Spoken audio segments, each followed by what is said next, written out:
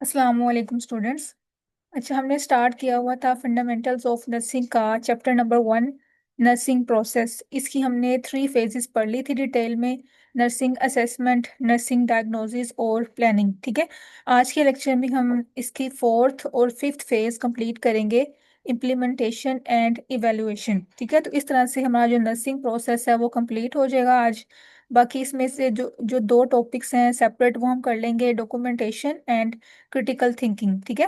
तो आज हम ये स्टार्ट करते हैं, implementation and evaluation. Chapter number Kozier की बुक से है 14। सबसे पहले हम डिफाइन करते हैं इम्प्लीमेंटेशन क्या है, और इवेलुएशन बाद में हम पढ़ेंगे। अच्छा, जो इम्प्लीमेंटेशन है, सबसे पहले जैसे हमने पहले असेस कर लिया पेशेंट को। ठीक है, उसकी हमने प्रॉपर असेसमेंट कर ली, फिर हमने डायग्नोज बना ली, फिर हमने प्लानिंग कर ली। ठीक है, हमने प्लान ऑफ केयर में क्या किया था, शॉर्ट टर्म और लॉन्ग टर्म्स गोल सेट किए थे। ठीक है। तो प्लानिंग के बाद अब नेक्स्ट जो फेज होता है, नेक्स्ट स्टेप होता है, वो है इम्प्लीमेंटेशन। ठीक है। नर्स ने जो भी प्लान बनाया होता है उसको इम्प्लीमेंट करना होता है, जो भी इंटरवेंशन उसने सेलेक्ट की होती हैं उसको उसने इस फेज में इम्प्लीमेंट करनी होती हैं। ठीक है। तो जो हमारे पास इम्प्लीमेंटेशन है वो क्या है, एक्शन फेज है। इसमें जो नर्स है वो एक्शन लेती है, वो इंटरवेंशंस परफॉर्म करती है। उसके अलावा आपने ये याद रखना है कि जो इम्प्लीमेंटेशन है ये 4th फेज है नर्सिंग प्रोसेस की, या 4th स्टेप है। ठीक है। इसको डिफाइन करें तो क्या है, implementing consist of doing and documenting the activities. इसमें वही बात है कि नर्सिस ने क्या करना होता है, एक्शंस लेने होती हैं, और उन एक्शंस को परफॉर्म करने के बाद उनको डॉक्यूमेंट करना होता है। ठीक है। जो भी उसने इंटरवेंशंस की होती हैं उसको उसकी प्रॉपर डॉक्यूमेंटेशन करनी होती है। ठीक है, तो ये हमारे पास इसकी डेफिनेशन है। उसके बाद आगे अब यहाँ से आपने एमसीक्यू मार्क करना है कि जो हमारे पास इम्प्लीमेंटेशन है ना, वो क्या है, 5th स्टैंडर्ड है American nurses association standards of practice का। ठीक है। ये हमारे पास ना स्टैंडर्ड्स ऑफ प्रैक्टिस सेट किए थे ANA ने, जिसमें 6 to 7 स्टैंडर्ड्स आते हैं। उसमें जो 5th स्टैंडर्ड है ना वो इम्प्लीमेंटेशन है। ठीक है। बाकी यहाँ पे लिखे हुए हैं फर्स्ट, सेकंड, थर्ड, फोर्थ कौन कौन से हैं, ये आपने रीड कर लेने हैं। बस आपने ये याद रखना है कि जो इम्प्लीमेंटेशन है वो 5th स्टैंडर्ड है। ठीक है, ANA की स्टैंडर्ड्स ऑफ प्रैक्टिस का। उसके बाद हमने क्या करना है कि अब जो इम्प्लीमेंटेशन है इस फेज में जो नर्सिस है ना वो डिफरेंट टाइप्स की स्किल्स को यूज करती हैं। ठीक है, जिनको हम इम्प्लीमेंटिंग स्किल्स भी कहते हैं। अब इनके डिफरेंट टाइप्स होती हैं, कौन कौन सी टाइप्स हैं। पहली टाइप है कोग्निटिव स्किल्स। ठीक है, जिसका दूसरा नाम है इंटेलेक्चुअल स्किल्स। उसके बाद सेकंड टाइप क्या है, इंटरपर्सनल स्किल्स, और थर्ड पे है टेक्निकल स्किल्स। ठीक है। इन तीनों स्किल्स को नर्सिस जो है वो इम्प्लीमेंटेशन फेज में यूज करती हैं। अब जो इसको हम डिफाइन करें तो इसमें जो कोग्निटिव स्किल्स हैं, इसका मैंने आपको बताया कि इसका दूसरा नाम क्या है, इंटेलेक्चुअल स्किल्स है। इसमें जो नर्सिस है ना उसकी इंटेलेक्चुअल लेवल आ जाता है कि वो किस हद तक अपने माइंड को यूज कर रही हैं। ठीक है। अब ये जो कोग्निटिव स्किल्स जितनी ज्यादा अच्छी होंगी उतना ज्यादा प्रॉब्लम को वो सोल्व अच्छे से कर पाएंगी नर्सिस। ठीक है। अच्छा डिसीजन ले पाएंगी उसकी क्रिटिकल केयर के बारे में, उसकी प्लान बनाने के बारे में। ठीक है। तो ये कौन सी स्किल्स होती हैं पर्सन की या नर्स की, कि जो कि उसको हेल्प आउट करती हैं प्रॉब्लम सॉल्विंग में, डिसीजन मेकिंग में। ठीक है, और क्रिटिकल थिंकिंग में। ठीक है। उसके अलावा क्या है, they are crucial to provide safe and intelligent nursing care. वही बात है कि जितनी अच्छी उसकी कोग्निटिव स्किल्स होंगी उतनी ज़्यादा जो है वो उसको इफेक्टिव वे में पेशेंट को नर्सिंग केयर प्रोवाइड कर सकेगी। ठीक है। तो ये हमारे पास थी कोग्निटिव स्किल्स। उसके बाद क्या है, इंटरपर्सनल स्किल्स। इंटरपर्सनल स्किल्स में बेसिकली क्या आ जाती हैं, एक नर्स की कम्युनिकेशन स्किल्स आ जाती हैं। ठीक है। अब जो कम्युनिकेशन है वो आपको पता है 2 टाइप की होती है, वर्बल भी होती है, नॉन वर्बल भी होती है। तो दोनों टाइप्स की जो स्किल्स हैं वो आती हैं इंटरपर्सनल स्किल्स के अंदर। ठीक है, कि जो नर्स है वो किस तरह से पेशेंट के साथ, उसकी फैमिली के साथ कम्युनिकेट कर रही है, और जो भी दूसरे हेल्थ केयर प्रोफेशनल्स हैं जो भी उसको केयर प्रोवाइड कर रहे हैं उसके साथ वो कैसे कम्युनिकेट कर रही है। ठीक है। तो ये सारी स्किल्स उसके पास होनी चाहिए एक इफेक्टिव जो नर्सिंग केयर प्लान बनाने में और नर्सिंग केयर को इम्प्लीमेंट करने में। ठीक है। उसके बाद जो थर्ड टाइप है इसकी स्किल्स की, वो है टेक्निकल स्किल्स। टेक्निकल स्किल्स में बेसिकली जो एक नर्स की आती है ना, साइकोमोटर स्किल्स, जो उसकी हैंड्स ऑन स्किल्स होती हैं, जैसे कि इंजेक्शन लगाना, ठीक है, बैंडेजिंग करना, उसके बाद पेशेंट की पोजीशनिंग चेंज करना। तो जो वो हैंड ऑन टास्क परफॉर्म करती है, जो प्रोसीजर्स करती है, उसको हम कहते हैं टेक्निकल स्किल्स। ठीक है। इसका दूसरा नाम क्या है, साइकोमोटर स्किल्स। साइकोमोटर का मतलब क्या है कि जो एक पर्सन जो है या एक नर्स जो है वो अपने एक्शंस के थ्रू जो है वो परफॉर्म करती है, ठीक है। That are controlled by the mind, not by the reflexes. तो ये इसकी डेफिनेशन है टेक्निकल स्किल्स की। ये तीनों आपने याद करनी है, ये इंपॉर्टेंट क्वेश्चन है इस चैप्टर का, कि कौन कौन सी ऐसी स्किल्स हैं जो नर्सेज यूज करती हैं। उसके बाद जिस तरह हम हर चैप्टर में हर फेज में एक प्रॉपर साइकिल पढ़ते हैं, स्टेप्स पढ़ते हैं, इसी तरह जो इम्प्लीमेंटेशन फेज है इसके भी एक पूरा प्रोसेस होता है, जिसके फर्दर 5 स्टेप्स हैं, ठीक है। ये आपने यहाँ से पहले इनलिस्ट करने हैं, इसके बाद हम इसको आगे वन बाय वन एक्सप्लेन करेंगे।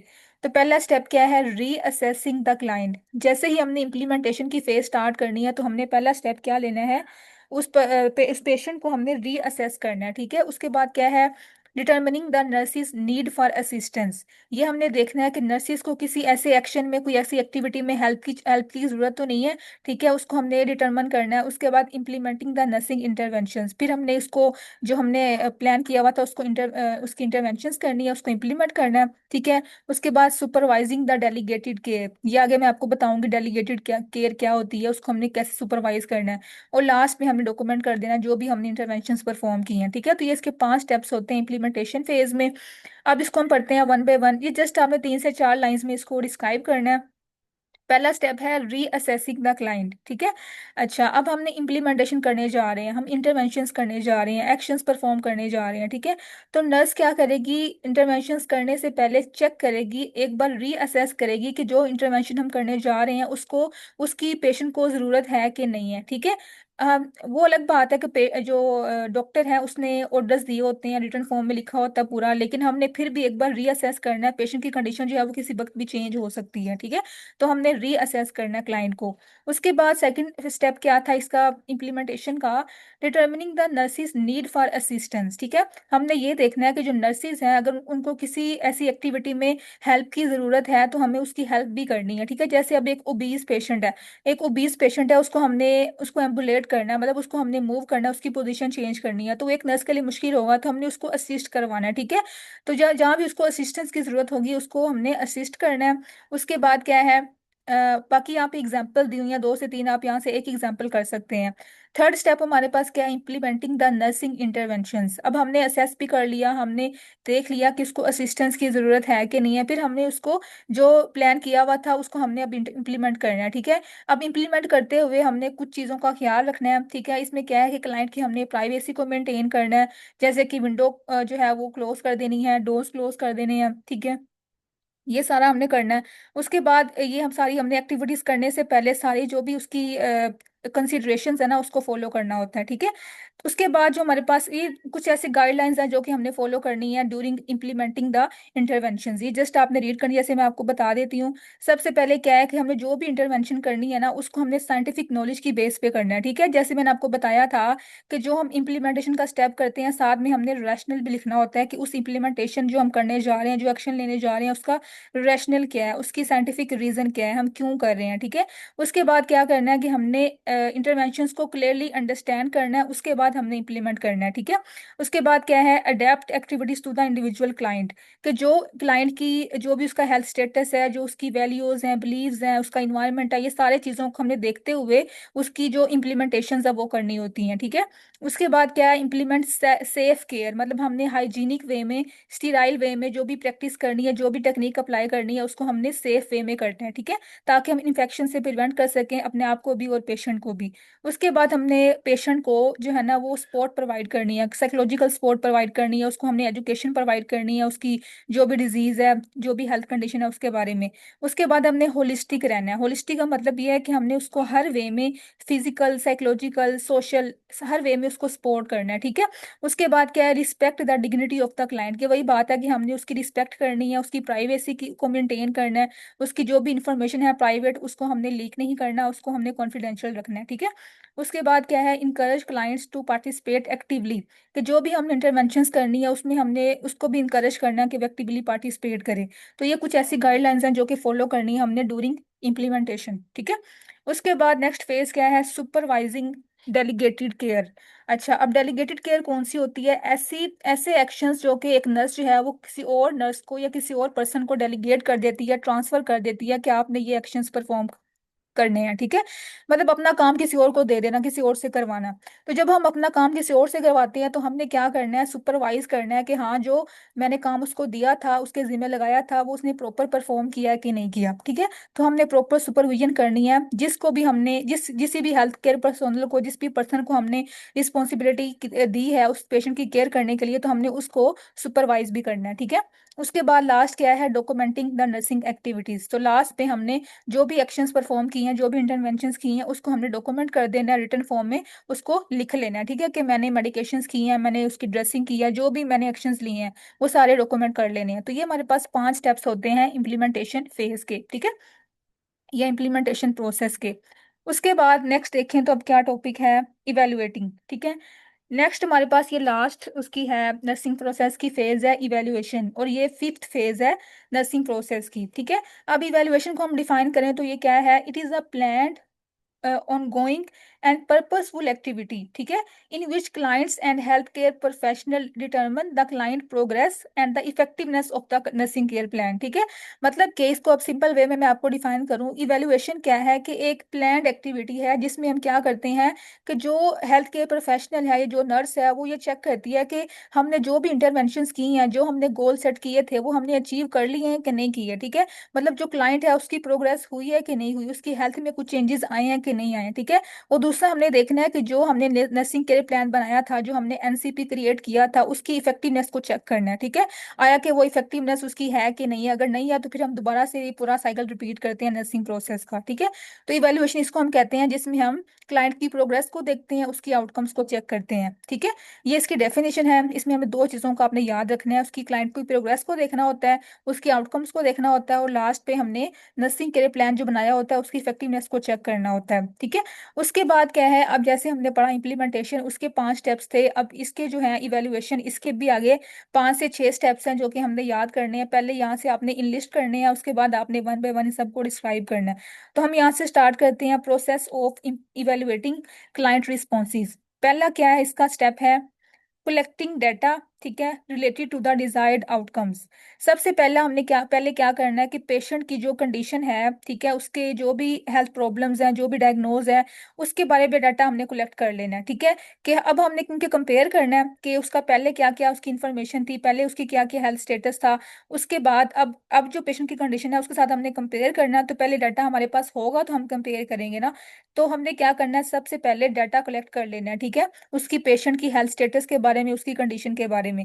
अब डाटा जो आपने पढ़ा था, दो टाइप्स का होता है, सब्जेक्टिव डाटा होता है और ऑब्जेक्टिव डाटा होता है। ये दोनों हमने कलेक्ट कर लेना है उसकी क्लाइंट की हेल्थ स्टेटस के बारे में। उसके बाद हमने क्या करना है, कंपेयर करना है, comparing data with desired outcomes, ठीक है, कि हमने जो गोल सेट किए थे, जो हम चाह रहे हैं कि आउटकम्स ये आनी चाहिए, उसके साथ हम डाटा को कंपेयर करना है, ठीक है। कि हमने अब पूरा नर्सिंग केयर प्लान इंप्लीमेंट कर लिया होगा इम्प्लीमेंटेशन के अंदर, ठीक है, और डाटा हमने प्रीवियस भी कलेक्ट कर लिया है। उसके बाद हमने चेक करना है, हमने कंपेयर करना है कि जो डाटा पहले था हमारे पास, जो पेशेंट की जो कंडीशन थी पहले थी, और जो हमारे पास अब चेंजेस आई हैं आफ्टर आफ्टर इम्प्लीमेंटेशन, उस दोनों में क्या डिफरेंस है, ठीक है। मतलब कि हमने अपना गोल अचीव कर लिया कि नहीं किया, ठीक है, गोल मेट हो गया या पार्शली मेट हुआ है या मेट नहीं हुआ, ये हमने चेक करना है, ठीक है, हमने कंपैरिजन करना है। उसके बाद थर्ड पे क्या है, relating nursing activities to outcomes, ठीक है।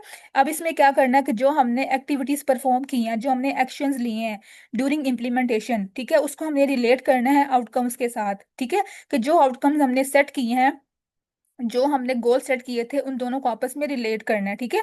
इसमें वही बात है कि हमने कंपेयर करना होता है उसकी कंडीशन के बारे में। जैसे अब यहाँ पे एग्जांपल दी हुई है, एक आपने रीड करनी है कि एक पेशेंट जो है उसका वो ओबीज था, ठीक है, पेशेंट ओबीज था, हमने उसका वेट जो है वो लूज करवाना था। तो हमने एक प्रॉपर केयर प्लान सेट किया, फिर हमने उसका इम्प्लीमेंट किया, फिर हमने चेक किया कि जो हमने गोल सेट किया था और जो हमने उसका बनाया था, वो दोनों आपस में मैच कर रहे हैं कि नहीं कर रहे, ठीक है। मतलब कि कोई इफेक्ट आया कि नहीं आया उसकी हेल्थ के ऊपर, उसके वेट में कोई रिडक्शन हुई है कि नहीं हुई, ठीक है।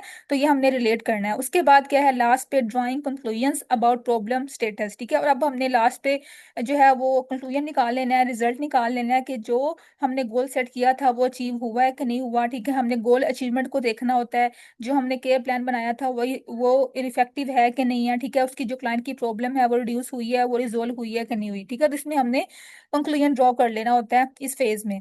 उसके बाद क्या है लास्ट पे, कंटिन्यूइंग, मॉडिफाइंग और terminating the nursing care plan. अच्छा, अब हमने कंक्लूजन ड्रॉ कर लिया उसकी क्लाइंट की हेल्थ प्रॉब्लम के बारे में, ठीक है। अब हमने ये देखना है कि अगर उसका जो प्रॉब्लम था वो सोल्व हो गया, ठीक है, तो हमने नर्सिंग केयर प्लान को टर्मिनेट कर देना, मतलब हम यहाँ पे इसको एंड करते हैं क्योंकि उसका प्रॉब्लम जो था वो सोल्व हो गया है, ठीक है, उसकी जो भी डायग्नोस थी वो रिजोल्व हो गई है, ठीक है, तो हम इसको स्टॉप कर देंगे, नर्सिंग केयर प्रोसेस, जो नर्सिंग केयर प्लान है वो हमारा खत्म हो जाएगा। लेकिन अगर उसकी जो है कुछ चेंजेस हमें नजर आ रही हैं कि कुछ ऐसे उसमें कंडीशंस हैं जो कि अभी रिजोल्व नहीं हुई, ठीक है, तो उसको हम क्या करेंगे, नर्सिंग केयर प्लान जो हमने बनाया था उसको मॉडिफाई कर देंगे, ठीक है, उसकी उसकी मॉडिफिकेशन कर देंगे। तो इस तरह से हम चेक करते हैं कि उसकी जो कंडीशन है अगर वो इम्प्रूव होगी है, मतलब बेहतर हो गया है पहले से, तो हम उसको टर्मिनेट कर देंगे नर्सिंग केयर प्लान को। अगर चेंज नहीं हुई, कुछ ऐसी कंडीशंस हमें नजर आ रही हैं जिसमें हमें फर्दर और काम करना चाहिए, तो हम उसको थोड़ा मॉडिफाई करके दोबारा इंप्लीमेंट करते हैं, ठीक है। तो ये एक पूरा इसका प्रोसेस होता है इवेल्युएशन का। तो यहाँ तक हमारा ये जो फेज थी इसकी वो कंप्लीट हो गया इवेल्युएशन की, ठीक है। इसमें जस्ट आपने इसकी डेफिनेशन करनी है, उसके बाद इसकी जो प्रोसेस है उसके ये 5 से 6 स्टेप्स आपने रीड करने हैं, ठीक है। बाकी यहाँ से जो आगे इसकी कुछ डेफिनेशंस दी हुई हैं ये आपने रीड करनी है, ये इतनी इंपॉर्टेंट नहीं है। ये इसी में ही आ जाती है इवेल्युएशन में, कि जब हमने नर्सिंग केयर हम दे रहे होते हैं उसकी हमने क्वालिटी को इवेल्युएट करना होता है कि जो हम नर्सिंग केयर प्रोवाइड कर रहे हैं वो किस लेवल की प्रोवाइड कर रहे हैं, ठीक है। तो इसकी ना अब कुछ टाइप्स होती हैं, जिसको एक टर्म यहाँ पे यूज की हुई है, क्वालिटी अश्योरेंस प्रोग्राम, ठीक है। क्वालिटी अश्योरेंस प्रोग्राम बेसिकली क्या है, ये भी एक प्रोसेस होता है जिसमें हम क्या करते हैं कि जो क्लाइंट को केयर प्रोवाइड की जाती है ना उसको हम इवेलुएट करते हैं कि किस लेवल तक उसको केयर प्रोवाइड की जा रही है, ठीक है, किस हद तक उसको अच्छी केयर दी जा रही है। तो हम इस प्रोग्राम के थ्रू जो है वो असेस करते हैं, इवेलुएट करते हैं, ठीक है, हेल्थ केयर को। अच्छा, अब यहाँ पे हमारे पास जो है वो 3 कंपोनेंट्स होते हैं केयर के। पहला क्या है, स्ट्रक्चर इवेलुएशन, दूसरा है प्रोसेस इवेलुएशन और तीसरा है आउटकम इवेलुएशन, ठीक है। स्ट्रक्चर का आपको नाम से शो हो रहा होगा कि जो स्ट्रक्चर हमारा है, जो हमारे हॉस्पिटल की सेटिंग है, ठीक है, उसकी हमने इवेल्युएशन करनी है कि हाँ वहाँ पे प्रॉपर स्टाफ है कि नहीं है, वहाँ पे प्रॉपर इक्विपमेंट्स जो यूज होने हैं वो फंक्शन में है कि नहीं है, उनकी प्रॉपर अमाउंट है कि नहीं है, ठीक है। तो हमने उसकी जो सेटिंग के अंदर जो चीजें हैं ना, जो फैक्टर्स हैं उनको असेस करना है, उनको इवेल्युएट करना है, ठीक है। क्योंकि ये अगर अच्छी होंगी, स्टाफ ज्यादा होगा तो ऑटोमेटिकली जो क्वालिटी ऑफ केयर है वो इंप्रूव होगी, ठीक है। अगर इक्विपमेंट्स प्रॉपर वर्क कर रहे हैं और सही अमाउंट में है तो तब जो है वो प्रॉपर अच्छी केयर प्रोवाइड की जा सकती है पेशेंट्स को। तो इस तरह से जो है ना हमने स्ट्रक्चर इवेल्युएशन करनी है। यहाँ पे इसकी एग्जांपल भी दी हुई है, जैसे कि इक्विपमेंट्स चेक करने हैं प्रॉपर हैं कि नहीं है, स्टाफिंग प्रॉपर है कि नहीं है, ठीक है, इसको हमने इवेलुएट करना है। उसके बाद सेकंड क्या है इसकी टाइप, प्रोसेस इवेलुएशन।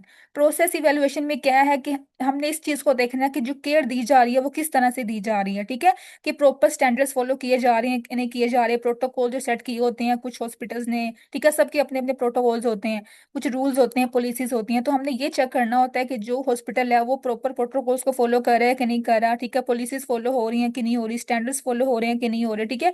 तो इन सबको हमने इवेलुएट करना होता है। जारी बात है जब प्रॉपर प्रोटोकॉल्स, पॉलिसीज और प्रोसीजर्स फॉलो होंगे तो जो क्वालिटी ऑफ केयर है वो इंप्रूव होगी, वो कंप्लीट होगी, ठीक है।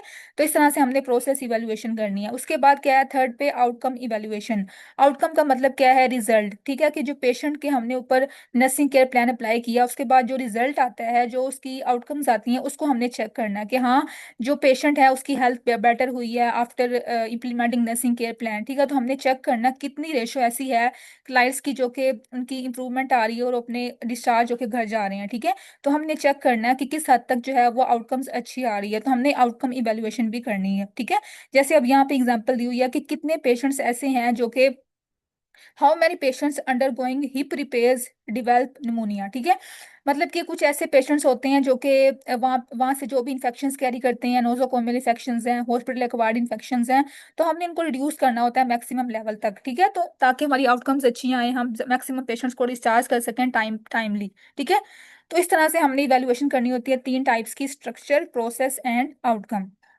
ये इसके 3 डेफिनेशन इंपॉर्टेंट थी, ये आपने याद करनी है। बाकी यहाँ से इतना खास कुछ है नहीं, आप ये छोड़ देना है। और यहाँ से हमारा चैप्टर जो है वो कंप्लीट हो गया यहाँ तक। इसमें हमने 2 फेजेस पढ़ी, इम्प्लीमेंटेशन और इवेल्युएशन, ठीक है। और यहाँ पे ये कुछ लिखा हुआ है कि ये आपने वर्ड सुना होगा क्लिनिकल सेटिंग के अंदर, ऑडिट क्या होता है, ठीक है। ऑडिट जो है बेसिकली हम रिव्यू करते हैं, जो भी रिकॉर्ड होता है ना पेशेंट का उसको हमने रिव्यू करना होता है, ठीक है, उसको हमने एग्जामिन करना होता है। अब जो रिव्यू है वो 2 टाइप का होता है, या ऑडिट जो है वो 2 टाइप का होता है, एक होता है रिट्रोस्पेक्टिव ऑडिट और एक होता है कॉन्करेंट ऑडिट, ठीक है, ये भी आपने याद कर लेना है। जो रिट्रो का मतलब है वो होता है बैक, ठीक है, रिट्रो मीन बैक या फिर पास्ट। मतलब कि ऐसा patient the evaluation of a client record after discharge, ठीक है। मतलब एक पेशेंट जो है, ये क्लाइंट जो है वो डिस्चार्ज हो गया, लेकिन हमने उसके जो रिकॉर्ड है पूरा रखा हुआ है। तो जब हम उसके प्रीवियस रिकॉर्ड की इवेल्युएशन करते हैं ना, उसको हम कहते हैं रिट्रोस्पेक्टिव ऑडिट, ठीक है। एक होता है कंकरेंट ऑडिट, मतलब कि पेशेंट जो है वो अभी स्टिल हमारे हेल्थ केयर सेटिंग के अंदर है, हमारे हॉस्पिटल में एडमिट है, और हम उस टाइम पे उसकी जो भी रिकॉर्ड है उसकी हम इवेल्युएशन कर रहे हैं, उसके जो भी क्लाइंट के डॉक्यूमेंटेशन है, डॉक्यूमेंट्स वगैरह है, उसकी हमने इवेल्युएशन करनी है, उसको हम कहते हैं कंकरेंट ऑडिट, ठीक है।